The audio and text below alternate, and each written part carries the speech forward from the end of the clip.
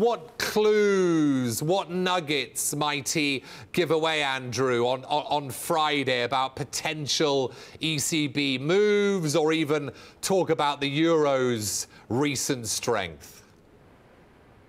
Yeah.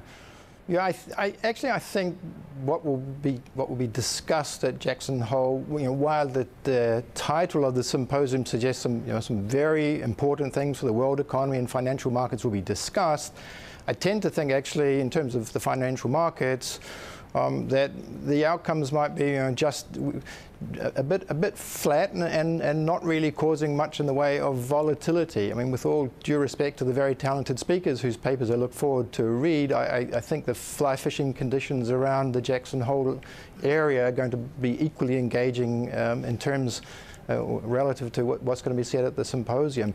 And I say that not because only fly fishing is also interesting, but it has to do with QE. And the theory of QE was that the compression of risk premia would help the real economy through the portfolio channel effect. And there seems to be some reasonable evidence that indeed that did happen.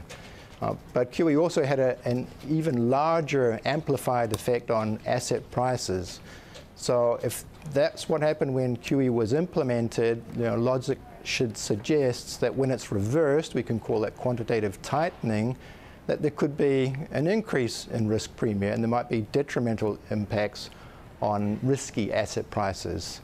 So I think from a put yourself in their position, I think that means the central bankers will want to be very gradual, very careful in both signaling and implementing the withdrawal of this extraordinary accommodation that they've put in place over the last few years.